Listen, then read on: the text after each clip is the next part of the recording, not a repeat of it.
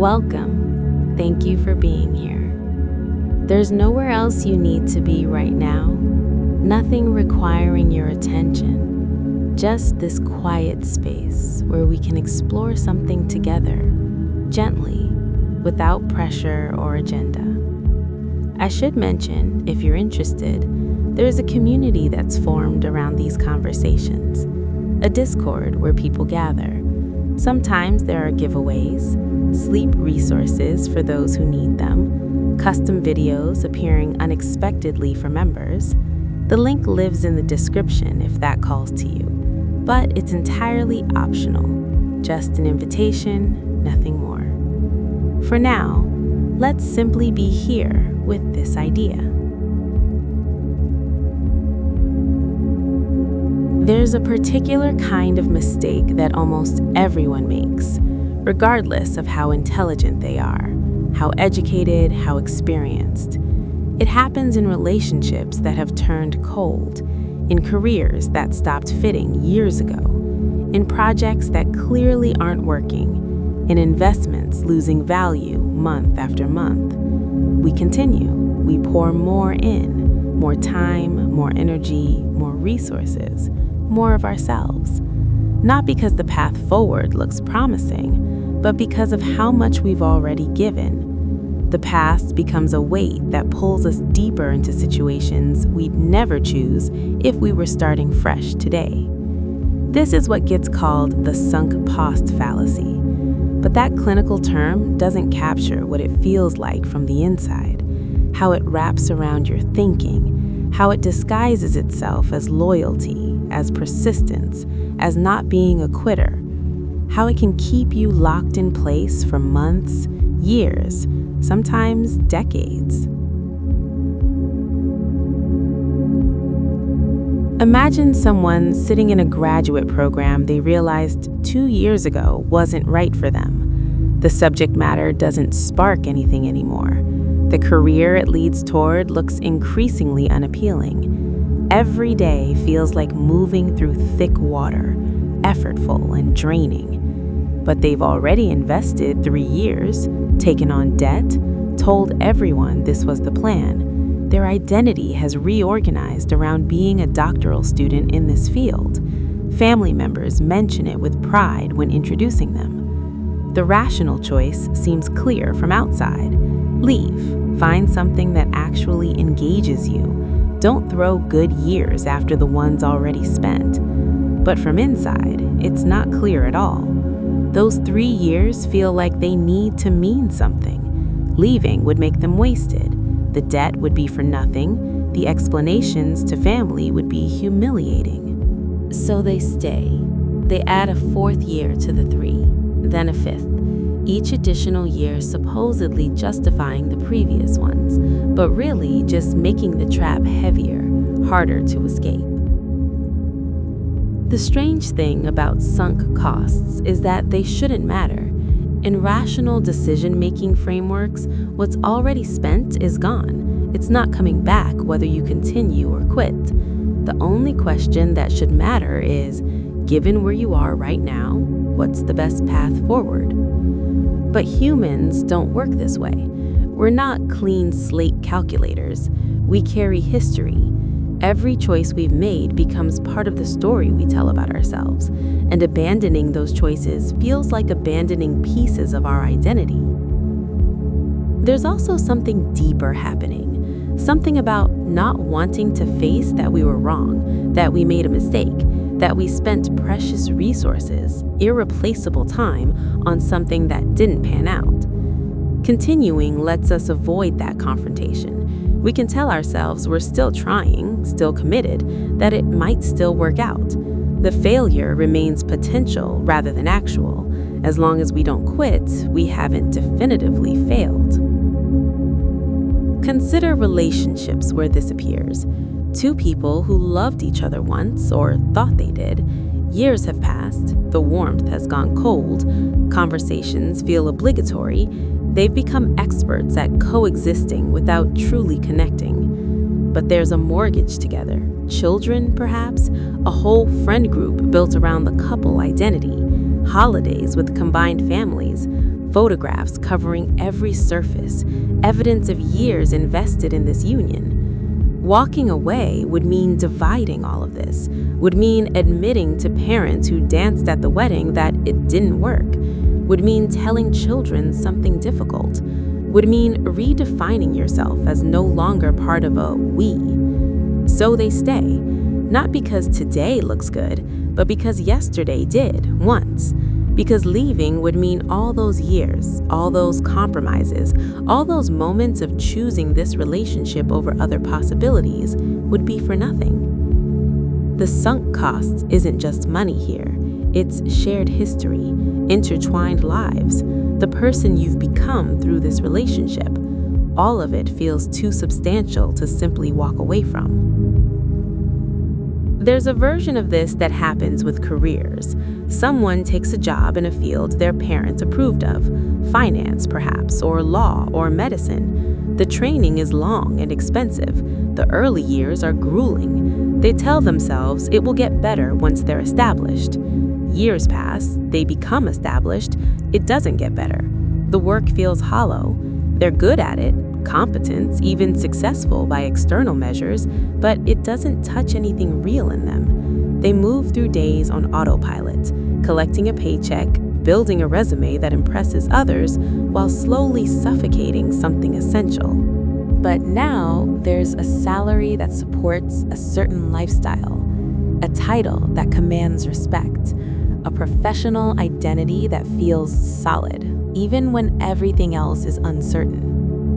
And there's the decade of training, the student loans that bought that training, the sacrifice of their 20s to get here. Starting over would mean returning to entry level in a new field, would mean a pay cut, would mean explaining to everyone why they're throwing away this impressive career they worked so hard to build. The sunk cost becomes a prison with comfortable furniture. Each year adds another bar. The compensation rises, making it harder to leave. The specialization deepens, making other paths seem increasingly foreign. What makes this particularly painful for intelligent people is that they can see what they're doing. They understand the concept of sunk costs. They know intellectually that past investment shouldn't determine future choice. They can explain the fallacy clearly to someone else, and yet they can't quite apply it to themselves, because knowing about a cognitive bias doesn't automatically free you from it. The emotional pull of not wanting to waste what you've invested runs deeper than intellectual understanding. There's also a social dimension that's hard to dismiss. Society values persistence. Finish what you start. Don't be a quitter. See things through. These messages run deep. They're woven into stories we tell children, into the narratives of successful people, into our concepts of character and integrity. Quitting gets framed as weakness, as giving up too easily, as lacking resilience. So even when quitting is clearly the right choice, even when continuing is obviously making things worse, there's this weight of anticipated judgment. What will people think? What will you think of yourself? The sunk cost fallacy appears in small ways too, not just life-defining choices. You're watching a movie that's terrible. An hour in, it's clear this isn't getting better, but you've already spent an hour. Leaving now would make that hour wasted. So you stay for the second hour, which is also terrible, somehow believing that the time you've already lost will be redeemed if you see it through to the end. But it won't be redeemed. The first hour is gone whether you watch the second hour or not. The only question is whether you want to lose 1 hour or 2. This same pattern plays out with books that aren't engaging, with meals at restaurants that aren't good, with clothes that don't fit quite right but were expensive. The initial investment creates a sense of obligation. You've committed resources. Abandoning the endeavor feels like accepting loss. There's something about how our minds construct narratives that make sunk costs particularly sticky. We need our lives to make sense. We need the story to have coherence. Random chapters that go nowhere, paths that dead end, years that amounted to nothing, these create narrative chaos.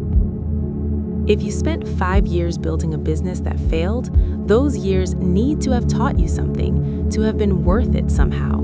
If you were in a relationship for a decade before it ended, that decade needs to have been meaningful to count toward something. Continuing the failed business or the dying relationship lets you delay the reckoning with whether those years were valuable. You can tell yourself you're still in the middle of the story, that the meaning will emerge later. Quitting forces you to close that chapter and confront what it added up to. Consider someone who bought a gym membership. They used it twice in the first month. The second month, they didn't go at all. It's now 6 months later. They're still paying monthly fees. They haven't been once in months. The rational move is to cancel. You're paying for something you don't use. But canceling feels like admitting defeat, like accepting that you're the kind of person who doesn't go to the gym. Keeping the membership, even while not using it, preserves the possibility. You might start going next month. You're still trying. You haven't given up on fitness. The monthly charge becomes a strange kind of tax, a payment to maintain an identity, or at least the possibility of an identity. The sunk cost isn't just the money already paid, it's the image of who you thought you'd become when you signed up. In business, this fallacy can consume entire companies. A product line that's not profitable, but the company has already invested millions in development, built manufacturing capacity, hired specialized staff, created marketing campaigns. The board looks at quarterly numbers showing continuing losses. Someone suggests discontinuing the line. Immediately, objections arise. We've already spent so much. We just need to give it more time. We need to spend a bit more on marketing. We're so close to turning the corner. More money flows in, the losses continue. Each quarter, the amount already invested grows larger, making it feel even more impossible to stop. If we quit now, all of that will have been for nothing. Competitors who didn't invest in this product line move faster. They're not weighed down by commitments to past decisions. They can pivot easily. The company that can't let go of its sunk costs falls further behind, pouring resources into defending yesterday's choices instead of making tomorrow's. There's a particular torture in being partially aware of the sunk cost trap while still being caught in it. You suspect you're staying for the wrong reasons. You have moments of clarity where you can see the pattern, but then the weight of what you've already invested rushes back in, and the moment passes. You negotiate with yourself. Just give it one more month, one more year. Reach this milestone and then reassess. But when the milestone arrives, the reassessment somehow leads to setting another milestone. The goalpost moves. The exit remains theoretical. Part of what's happening is that leaving requires making a definitive choice. While you stay, you can remain in indecision. You don't have to face the finality of ending something. You don't have to grieve what didn't work out. You can live in the maybe, the perhaps, the hopefully things will improve. Think about creative projects that have consumed enormous time but aren't working. A novel that's been in progress for 5 years. The writer knows, somewhere, that the premise is flawed. The characters aren't coming alive. The plot doesn't build momentum. But there are hundreds of pages now, hundreds of hours, entire notebooks full of notes and revisions. Starting something new would mean accepting that all of that was practice, or exploration, or necessary failure, but not the book itself. It would mean those 5 years didn't produce the intended result. The ego balks at this. The identity as a novelist feels dependent on finishing this particular novel. So the revision continues. Another draft, another round of tweaking. The project becomes a weight that prevents other projects from emerging. The sunk cost occupies the space where something vital might grow. In friendships, this pattern can be especially subtle. You've known someone since childhood, 20 years of shared history. But when you're honest with yourself, you recognize that you've grown in different directions. The conversations feel forced. You're performing closeness rather than feeling it. Still, there's all that history, all those memories. This person knows versions of you that nobody else does. They were there for important moments. Letting the friendship fade feels like betraying your younger self, the one who chose this person as essential. So you maintain it. You meet for coffee every few months. You exchange messages on birthdays. You keep the form of friendship alive, even though the substance has changed. The sunk cost is measured in years and shared experiences, and it feels too valuable to simply release. What's particularly insidious about the sunk cost fallacy is how it can disguise itself as virtue. Persistence is good, we're told. Commitment matters. Loyalty is admirable. These are genuine values. They're important, but they can be weaponized against your own well-being. Staying in something harmful becomes reframed as being persistent. Continuing to invest in something dead becomes commitment. Refusing to leave becomes loyalty. The line between appropriate perseverance and destructive stubbornness isn't always clear. Sometimes things do get better if you push through the difficult period. Sometimes relationships do recover after rough patches. Sometimes businesses do turn around after losses. The challenge is discerning when you're in a genuine valley that leads to better terrain and when you're just digging the hole deeper. Sunk costs cloud this discernment. They create noise in the signal. You can't clearly evaluate the present situation because the past keeps shouting its demands. There's research showing that people will continue sitting through a boring movie longer if they paid for the ticket than if they got in free. The money creates a sense of obligation. It needs to be worth it. You need to get your money's worth, even if getting your money's worth means subjecting yourself to 2 more hours of tedium. The same study shows that people will continue eating food they don't enjoy if they paid a lot for it. The price tag creates a relationship with the food beyond taste. You're not just eating, you're validating the purchase decision. This extends to bigger choices. Someone buys an expensive piece of exercise equipment. It sits unused in the corner, but because it was expensive, they can't quite get rid of it. That would be admitting the purchase was a mistake. So it stays, a monument to sunk costs, gathering dust and creating guilt every time they see it. Consider education again, but from a different angle. Someone pursues a degree because they're genuinely interested in the subject, but halfway through, they discover the academic career path is nothing like they imagined. The politics are exhausting. The job market is brutal. The actual work doesn't match the idealized version that attracted them. But they're already 2 years and significant debt into the program. Parents are proud. They've presented themselves as a graduate student at parties, on social media, in their own internal narrative. The identity is set. Leaving would mean being someone who started a PhD and didn't finish. The social stigma of that feels enormous, even though rationally it might be the wisest choice. The sunk cost includes not just time and money, but public commitment, family expectations, and self-concept. So they finish, they get the degree, and then they don't use it. They find work in a different field. The degree becomes an expensive credential that sits on a wall, representing years of their life spent justifying earlier years. There's a question worth sitting with.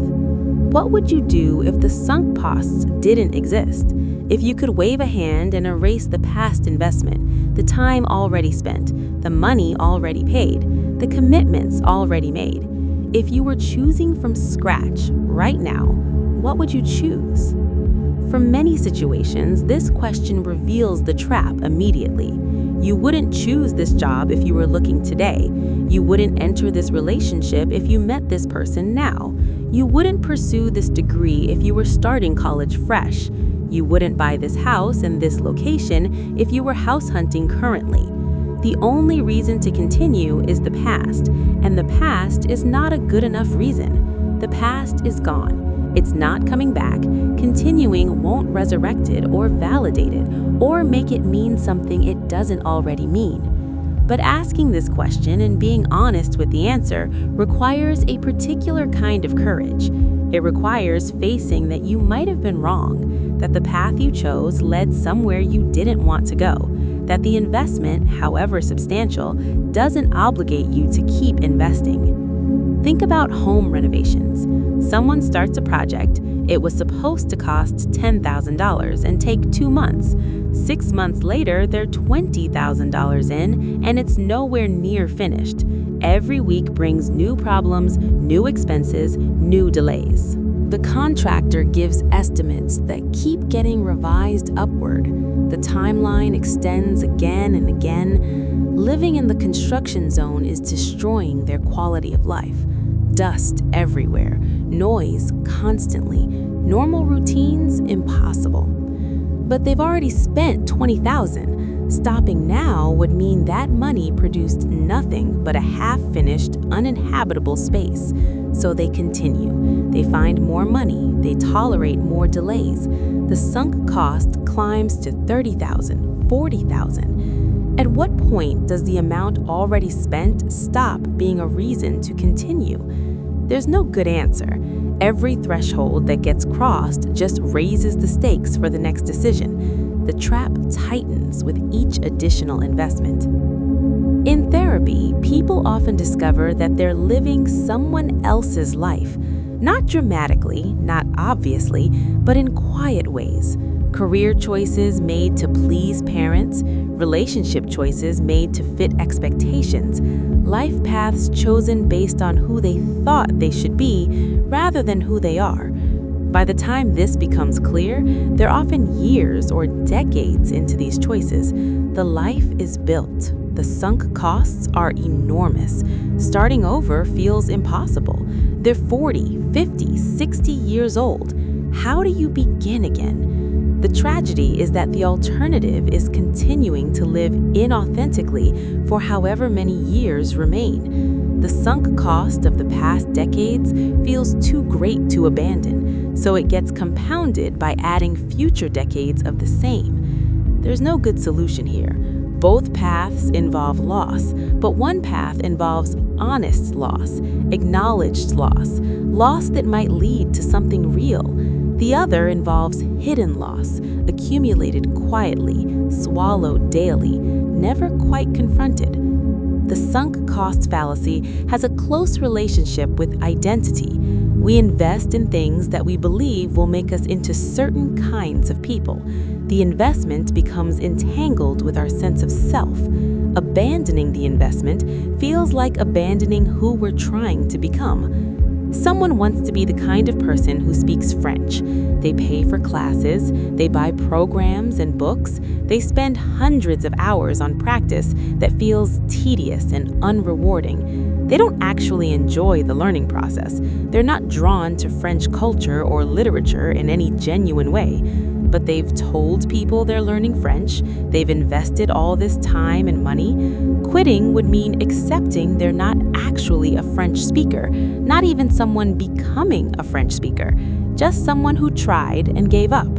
The sunk cost is partly financial and temporal, but it's mostly aspirational. It's the image of who they wanted to be, and giving up the pursuit means giving up that image. Businesses make this mistake systematically with failing strategies. A company invests heavily in a particular technology platform. 2 years in, a better platform emerges. The company's developers know switching would be wise, but leadership balks. We've already migrated half our systems. We've trained people. We've built tools specific to this platform. So they continue. They try to make the old platform do things it wasn't designed for. They work around limitations instead of using better tools. Development slows. Competitors using modern platforms move faster, but the company is locked in by its own past choices. The technical debt compounds. The gap widens. Eventually, the cost of continuing exceeds any possible benefit. But by then, so much has been invested that switching feels catastrophic. The sunk cost has become a structural trap. There's something about hope that makes sunk costs particularly powerful. As long as you're still trying, there's hope. Hope that it will work out. Hope that the investment will pay off. Hope that you'll become the person this choice was supposed to make you. Quitting means releasing that hope, means accepting that this particular path isn't going to lead where you want it, means acknowledging disappointment, failure, wasted resources. Hope is precious. We're reluctant to let it go. Even false hope, even hope that's really just denial, provides a kind of comfort. It lets us believe we're moving towards something rather than trapped by something. So we stay hopeful. We continue investing. We tell ourselves next month will be different. Next year will turn things around. The hope becomes another sunk cost, harder to abandon than any amount of money. Consider someone in a graduate program they hate, circling back to that example, but deeper. Every Sunday evening, dread arrives. The week ahead looks like a series of obligations they have to force themselves through. Reading that doesn't interest them, writing that feels hollow, conversations with advisors where they pretend enthusiasm they don't feel. They know people who left their programs. Some seem happier, some have found other paths. But those people didn't have as much invested. They left after 1 year, maybe 2. This person is 4 years in, 4 years that included summers, 4 years of poverty-level stipends, 4 years of telling everyone this is what they're doing with their life. The dissertation is partially written, not well written, they know this. The argument is weak. The research isn't particularly novel, but it exists. Pages and pages exist. Years of their life compressed into chapters that satisfy nobody, least of all themselves. Finishing would take maybe another year, year and a half. Then it would be done. They'd have the degree. They could move on. This is the logic that keeps them going. Just finish. Don't waste the 4 years. But the year and a half stretches ahead like a prison sentence. And after that, a degree leading to careers they don't want. The sunk cost propagates into the future. They'll have invested 5.5 years into becoming qualified for work they've already realized they don't want to do. Sunk costs appear in our relationship with objects. That expensive coat you bought but never wear because it doesn't quite suit you. You can't donate it or sell it because it costs too much. It needs to be worn. Someday you'll wear it. So it hangs in the closet, a monument to a purchasing mistake, creating guilt every time you see it. Books you started but aren't enjoying. They're on the nightstand. You paid for them. You should finish them. Even though you have other books that call to you, books you'd actually enjoy, you feel obligated to these. The money spent creates a relationship of duty. Kitchen gadgets that turned out to be useless but were expensive. They take up space, they're in the way, but you can't quite get rid of them. They might be useful someday. You paid good money for them. The objects become little anchors, each one representing a small sunk cost. Individually, these don't matter much, but accumulated, they create a life surrounded by the evidence of past choices that didn't work out. All of them maintained because letting them go would mean accepting the loss. There's a cultural dimension to sunk costs that varies across societies. In some cultures, honoring commitments is paramount. What you begin, you finish. What you promise, you deliver. Changing course is seen as unreliable, even dishonorable. In other cultures, adaptation is valued. Recognizing when something isn't working and pivoting quickly is seen as wisdom, as flexibility. Continuing down a failing path is stubbornness, not integrity. Neither framework is simply right or wrong, but they create different relationships with sunk costs. In the first culture, The weight of past investment is compounded by social expectations. In the second, it's easier to cut losses, but perhaps harder to develop deep persistence when it's actually needed.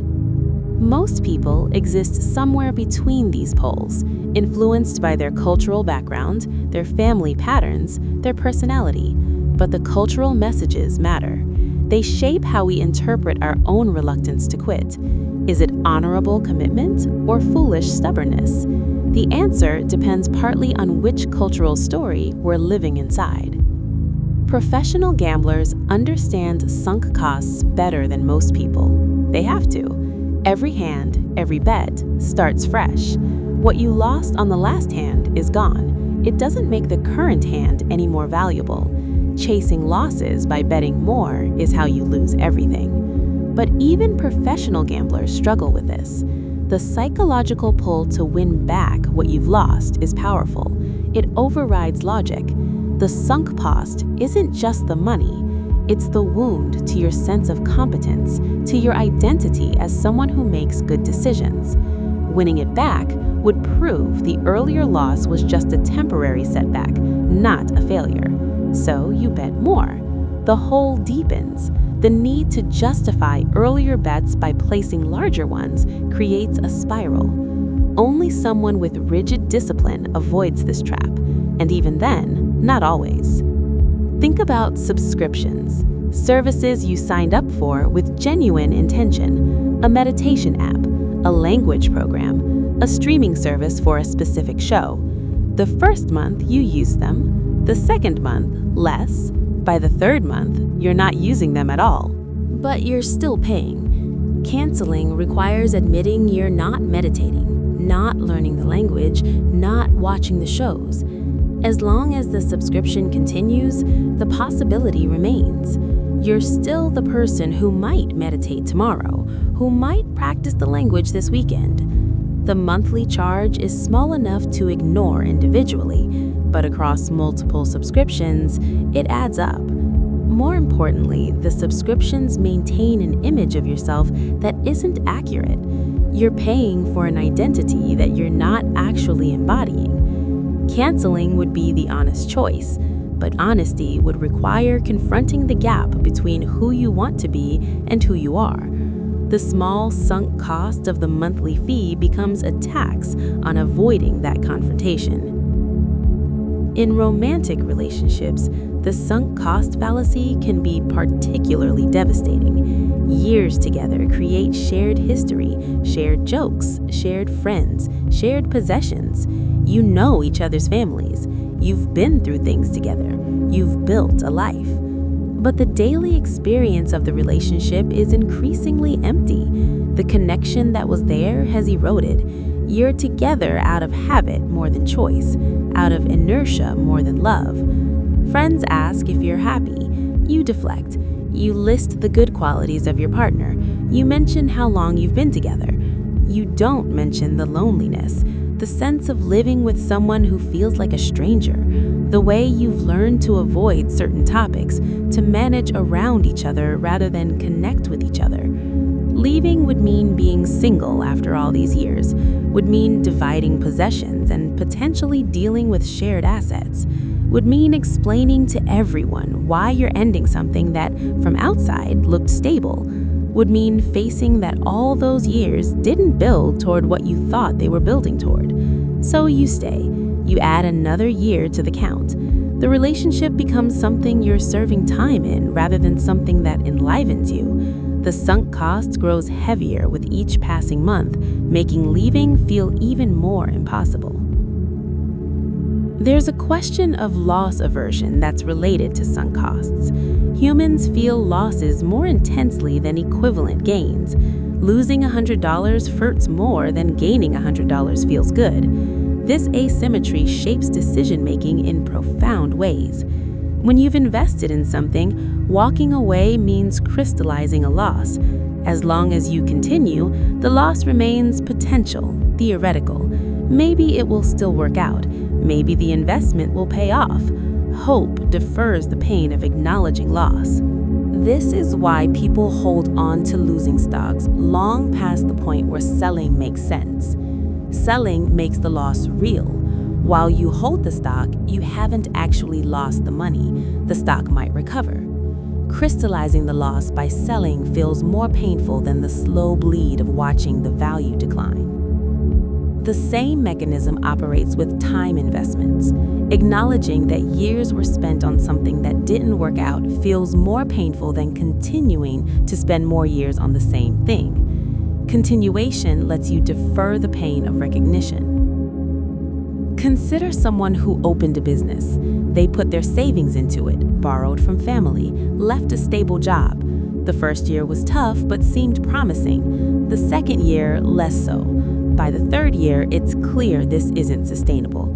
They're barely paying themselves. They're stressed constantly. The business isn't growing. But they've told everyone this is their dream. They've sacrificed for it. Their identity has reorganized around being a business owner. Going back to employment would feel like failure, like all of that sacrifice was for nothing. So they keep going. They work longer hours, they invest more of their own money they don't really have. They borrow more from family, deepening the web of obligation. The business continues to struggle. The sunk cost is now not just their own resources, but other people's trust, other people's money. Closing the business would mean confronting all of these losses at once. It's easier to continue, to tell themselves it's just a rough patch, to avoid the conversation with family about money that won't be repaid, the conversation with themselves about dreams that didn't manifest. The sunk cost fallacy intersects with pride in complex ways. Admitting you made a wrong choice requires humility, requires accepting that you're fallible, that you don't always know best, that sometimes your judgment fails. For people who pride themselves on making good decisions, this is particularly difficult. Their identity includes being someone who thinks carefully, who chooses well. A sunk cost situation means this identity is being challenged. Continuing the failing path becomes a way of defending the original decision. If you persevere long enough, maybe it will work out, and then you won't have to admit you were wrong. The pride in being right overrides the practical wisdom of cutting losses. This is why outside observers can often see the solution clearly, while the person caught in the situation cannot. The observers don't have their identity invested in the original decision. They can look at the present situation and evaluate it on its own merits. The person involved is defending not just the current choice, but their entire history of choices leading to this point. Think about someone who went to law school because they thought they should, because it seemed like a secure path, because they were good at the skills that get you into law school. They didn't particularly love law. They didn't have a burning passion for justice or a fascination with legal theory. It was just something that made sense. 3 years of law school, mountains of debt, the bar exam, then work at a firm. The hours are brutal. The work is detail-oriented in ways that drain rather than engage them. Partners are demanding. The political dynamics are exhausting. But there's the debt to pay off. The degree that represents 3 years of their life, the title of attorney, the salary that's higher than they could earn starting fresh in a different field, the expectations of parents who were so proud when they got into law school. Years pass. They become senior associates, the money increases, the golden handcuffs tighten. They've now invested 8 years, 10 years, 12 years. How do you walk away from 12 years? What would those 12 years have been for? The sunk cost isn't just the initial investment of time and money in becoming a lawyer. It's the ongoing investment of years in a career that compounds the original choice. Each year makes it harder to leave, because each year is another year that would need to be justified if you abandon this path. Sunk costs can trap entire nations. A war that was supposed to be brief extends for years. Casualties mount. Resources pour in. But backing out would mean admitting the initial intervention was a mistake, would mean the lives already lost were lost for nothing. So the war continues. More lives are lost. More resources are consumed. The original objectives, if anyone remembers them clearly, have long since become impossible. But the sunk cost of lives and treasure creates a momentum that's hard to stop. Political leaders can't easily say, "We were wrong, everyone who died for a mistake, we're leaving now." The political cost of that honesty is too high. So they reframe the objectives, they move the goalposts, they continue the investment, hoping somehow that more investment will retroactively justify what's already been spent. There's a gentleness worth cultivating toward yourself when you recognize sunk cost traps. You're not stupid for being caught in them, you're human. The patterns are deeply embedded in how human minds work. Recognizing the trap is the first step, but escaping it requires more than recognition. It requires grieving, the time you spent, the energy you gave, the version of the future you were trying to build, the identity you were trying to inhabit. All of it needs to be mourned before you can release it. And it requires forgiving yourself for the original choice, for not knowing then what you know now, for being unable to predict how things would unfold, for wanting something that turned out differently than you imagined. Without this grief and forgiveness, you'll stay trapped, not by the sunk cost itself, but by your inability to accept that it's sunk, that it's gone, that continuing won't bring it back or redeem it or make it mean something it doesn't already mean. The question isn't whether you've wasted time or resources. You have. Everyone has. The question is whether you'll compound the waste by continuing to invest in something that isn't working. This requires a different kind of courage than persistence does. Persistence is socially rewarded. It's visible. People can see you continuing, struggling, pushing through. Quitting is often private. It's a choice you make alone, sometimes one that others won't understand or support.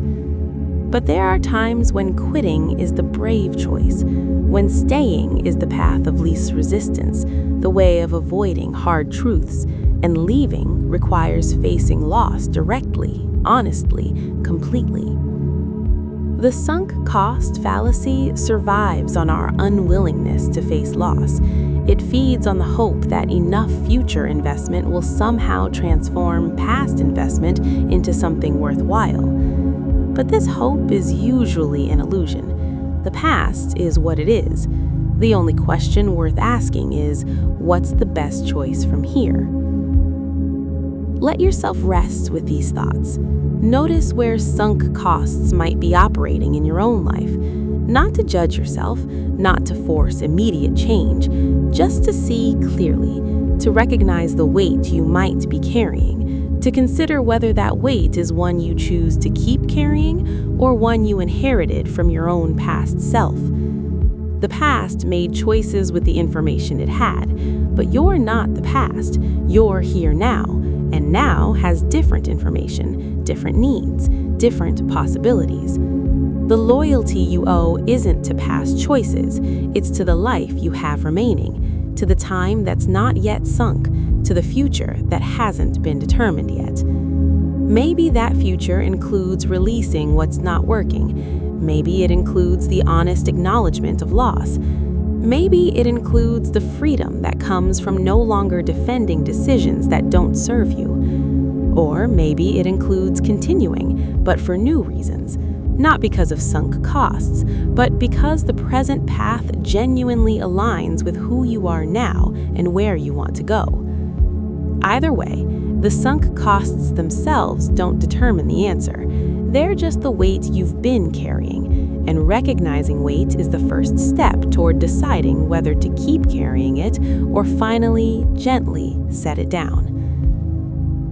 Rest now with whatever surfaces. No pressure to resolve anything, just the quiet recognition of how we stay in things, why we stay, what it costs to stay, and what it might mean to leave. All of it human, all of it understandable, all of it worthy of compassion rather than judgment. There's another layer to this worth exploring. Sometimes the sunk cost isn't something you chose, it's something that happened to you. An illness that took years to recover from, a family crisis that consumed your 20s, a recession that hit just as you were starting out. These aren't investments you made, they're time that was taken, but they create the same psychological weight. You feel like those years need to have been for something. You search for meaning, for lessons learned, for ways the suffering made you stronger or wiser or deeper. And maybe it did, but maybe it just was. Maybe sometimes years get spent in survival, in grief, in circumstances beyond your control, and they don't have a higher purpose. They're just what happened. The sunk cost thinking appears when you feel you need to justify those years by making certain choices now. You suffered through this degree program while also dealing with a health crisis, so you can't quit the field now, because then what was all that suffering for? But the suffering doesn't obligate you to anything. It doesn't mean you owe your future self a particular path. You endured what you endured. What you do next is a separate choice. Consider how sunk costs interact with scarcity. When resources are limited, the weight of what's already been spent feels heavier. Someone with abundant resources might walk away from a failing investment with a shrug. They can afford the loss. They have room to try again. Someone with scarce resources doesn't have that buffer. Every dollar matters. Every hour of work represents something they can't get back. So the sunk cost feels existential. Abandoning it means accepting a loss they genuinely cannot afford. This creates an impossible bind. Continuing the failing path costs more resources they don't have, but stopping means losing what they've already sacrificed, which they also can't afford. There's no good option, only choosing which loss to accept. Intelligence doesn't solve this, neither does willpower. It's a structural trap. The sunk cost fallacy is harder to escape when you're operating with thin margins and few safety nets. Think about someone who poured years into caring for an aging parent. It was the right thing to do, or it felt like the only thing to do. But it meant pausing their career, draining their savings, putting their own life on hold. The parent passes, grief arrives, and with it, this strange accounting. Those were years of caregiving, years of showing up daily, managing medications, being present through decline. They mattered enormously in a human sense. But from a practical standpoint, there's now a gap in the resume, savings that need rebuilding, a career that's hard to restart. Do you try to re-enter the field you left? You're older now, the industry has changed, your skills feel outdated. The years of caregiving create a kind of sunk cost. You invested them in something that mattered, something you'd choose again if faced with the same situation, but they still represent lost income, lost career advancement, lost professional development. Moving forward requires not letting those years determine what comes next, but it also requires figuring out how to value them, how to carry them, how to explain them to potential employers who only see a gap. The past remains present in ways that shape what's possible. Sunk costs show up in how we relate to our own histories. You were a different person at 20 than you are at 30 or 40 or 50. The choices 20-year-old you made might not fit 40-year-old you, but those choices created the life you're living now. Maybe you moved to a city for a relationship that ended. You've built a life here over the years, friends, routines, familiarity, but you don't actually like the city. You never did. You stayed initially because leaving would have meant the move was a mistake. Then you stayed because you'd been here a few years. Then you stayed because you'd been here many years. The sunk cost is temporal and social and practical all at once. The years you've lived here, the community you've built, the knowledge of how to navigate this place, all of it has value, and all of it binds you to a location you didn't choose for yourself, but rather chose for a self you no longer are. There's a version of the sunk cost fallacy that appears with belief systems. Someone grows up in a particular religious tradition. They invest decades in it. their identity is built around it. The community exists within it. Their understanding of morality and meaning flows from it. Then doubts emerge, questions that don't have satisfying answers, contradictions that can't be resolved. The belief system no longer fits their expanding understanding of the world. But walking away would mean those decades of devotion were misguided, would mean the community that sustained them was built on something you no longer accept. The social cost alone feels prohibitive. Family members who would see leaving as betrayal, friends who exist only within the tradition, a whole way of being in the world that would need to be rebuilt from scratch. So many people stay. They go through the motions. They participate in rituals that no longer hold meaning. They maintain belief as performance, while something inside them knows it's no longer authentic. The sunk cost of decades lived within a framework makes leaving feel impossible. Consider the artist who spent years developing a particular style. It got them recognition, maybe commercial success. Galleries know them for this approach. Collectors expect it.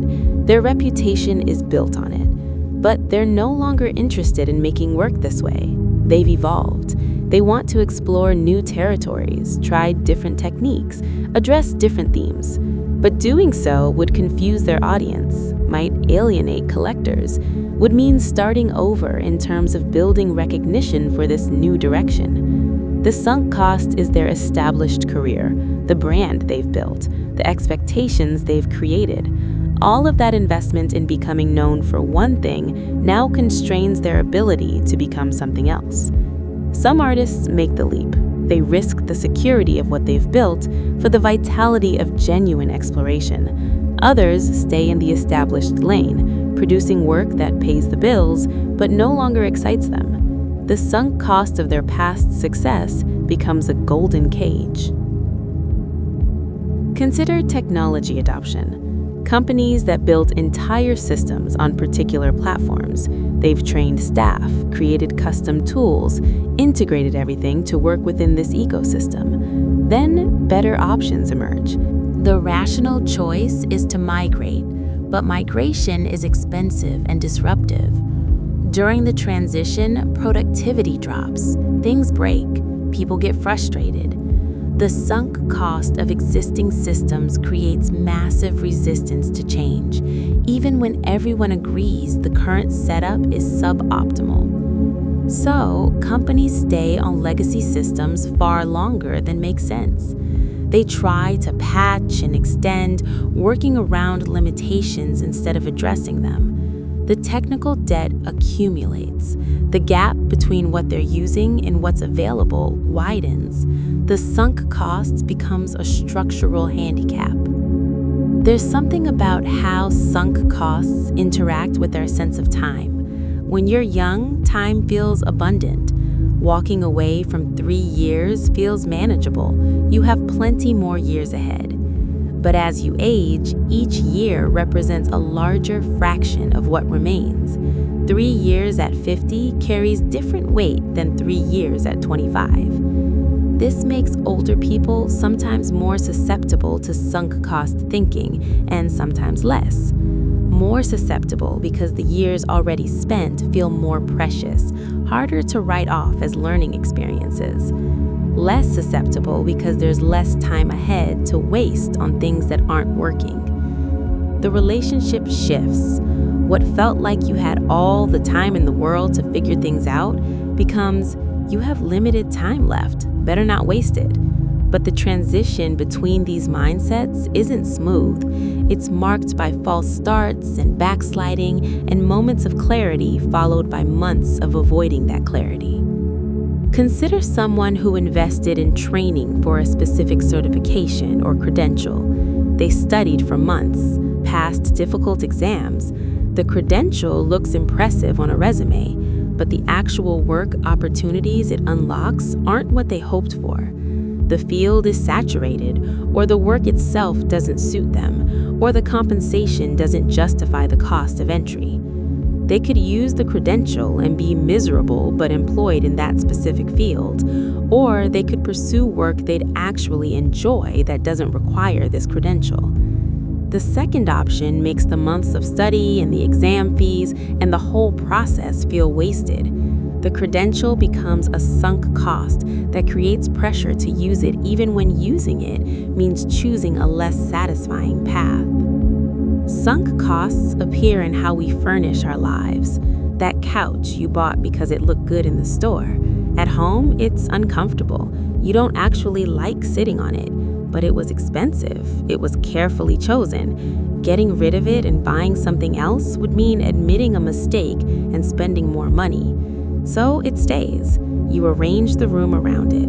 You sit on it uncomfortably for years. The sunk cost is a few $100 or $1,000, but the ongoing cost is daily discomfort in your own home. Still, the psychological barrier to replacing it remains high. This pattern extends across possessions. Clothes that don't fit your life but fit your closet, dishes you never use but can't donate, furniture arranged in ways that don't work but that you've committed to. Each object representing a choice you made, a dollar you spent, a version of yourself you thought you were creating.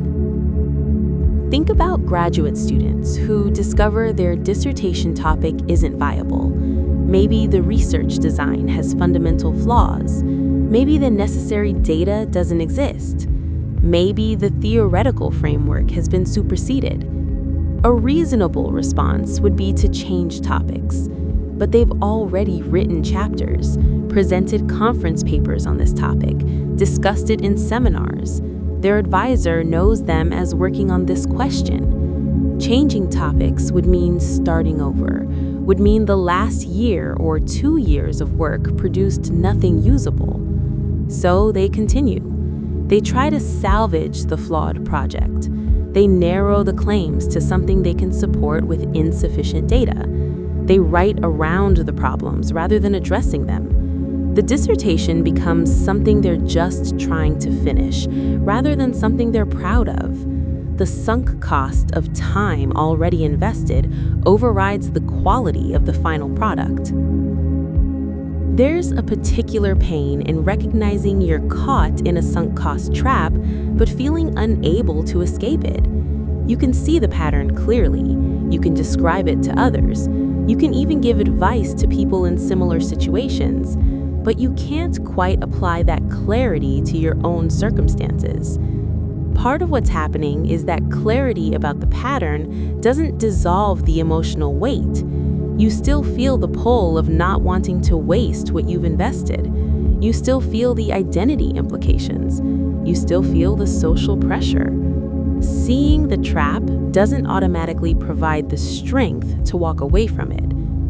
This is frustrating in a particular way. If ignorance were the problem, you could solve it with information, but knowledge doesn't solve it. The trap operates at a level that knowledge doesn't reach. It lives in the body, in social bonds, in self-concept, in the automatic calculations the mind makes before conscious thought arrives. Consider someone who loaned money to a friend. Not a huge amount, but enough to matter. The friend was supposed to pay it back within months. Years have passed. The friend hasn't mentioned it. Bringing it up feels awkward. The friendship has continued, but this debt sits in the background, unacknowledged. At this point, the money is probably not coming back. The healthy choice would be to either have a clear conversation about it or mentally write it off as a gift and let it go. But writing it off means accepting the loss. Continuing to silently expect repayment means continuing to feel resentment that poisons the friendship. The sunk cost is the money, but also the years of hoping it would be repaid, the accumulating resentment, the erosion of trust. Addressing it directly might salvage the friendship. Not addressing it might preserve the friendship's surface while killing its substance. Neither choice is comfortable. The sunk cost makes both options feel like losing. Think about people who immigrate to a new country with hopes and dreams. They leave behind careers, communities, ways of life. The immigration process itself is grueling and expensive. They arrive with optimism and energy. Years pass. The new country isn't what they imagined. They face discrimination, or economic struggles, or cultural disconnection. They're not happy. But going back would mean admitting the immigration was a mistake, would mean facing people they left behind and explaining the failure, would mean losing what they've managed to build here, even if what they've built isn't what they wanted. So they stay, often for decades, in a country they don't feel at home in, because the sunk costs of immigration, the burning of bridges behind them, the sacrifice of what they left, all of it creates a trap. They're caught between a past they can't return to and a present that doesn't fulfill them. Consider how sunk costs intersect with grief. Someone loses a partner after many years together. The life they built together, the plans they made, the future they imagined, all of it becomes impossible. Grief is the natural response. But sometimes people grieve not just the person, but the investment, the years they gave to the relationship, the sacrifices they made, the dreams they postponed thinking there would be time later. The sunk cost of a shared life makes the loss feel compounded. And then there's the question of what comes next. Starting over feels impossible. You're not who you were when you started that relationship. The years have changed you. The idea of building something new with someone else, of investing that kind of time and energy again, feels exhausting. The sunk cost of the past relationship doesn't determine the future, but it creates a weight that affects how you approach what might come next. The investment you made once, now lost, makes the idea of investing again feel more risky, more frightening. Think about environmental sunk costs. A city built around automobile infrastructure, highways, parking lots, spread out development designed for driving. Then evidence accumulates about climate change, about health impacts of air pollution, about the social costs of car-dependent design. The rational response would be to redesign the city, build public transit, create walkable neighborhoods. But the existing infrastructure represents enormous investment. Undoing it would be massively expensive. The people whose property values depend on current patterns would resist. So the city continues on its car-dependent path, making incremental adjustments, but not fundamental changes. The sunk cost of existing infrastructure shapes what's possible. What was built decades ago determines what can be built now, not because it's the best design, but because changing would require acknowledging that past investment created problems. Think about how institutions preserve sunk costs across generations. A corporation makes a strategic decision. It fails, but the people who made the decision are still in leadership. Admitting failure would threaten their positions, so they double down. They find ways to justify the strategy. They reorganize to support it, rather than reevaluate it. By the time those leaders retire, the strategy is entrenched. The next generation inherits it as established practice. They might see its flaws, but changing it means challenging predecessors, questioning the institution's history. The sunk cost has become institutional memory, protected by hierarchy and tradition. This is how companies continue failing strategies for decades, how governments pursue policies that clearly don't work, how organizations maintain structures that everyone knows are dysfunctional. The sunk cost is distributed across time and people, making it both everywhere and nowhere, visible and invisible. Consider someone who has a talent they never developed. They were good at music as a child, or art, or writing, or athletics, but they chose a more practical path, went into business or engineering or something reliable. Decades pass. They sometimes wonder what might have been if they'd pursued the talent. But pursuing it now would mean admitting they made the wrong choice earlier, would mean the practical career was a waste, or at least not what they really wanted. The sunk cost isn't just the career they built, it's the life that career enabled, the stability, the identity. the story they tell about themselves as someone who made responsible choices. Changing direction would unravel that story. So they keep the talent as a hobby, something they do on weekends, never quite seriously. The sunk cost of the path chosen constrains the path not chosen, keeping it safely in the realm of fantasy rather than lived experience. Think about someone who joined a social movement or activist cause with genuine passion. They volunteered thousands of hours, built their social circle around it. Their sense of purpose came from the work. But over time, they noticed troubling patterns. The organization is ineffective or corrupt or has lost its way.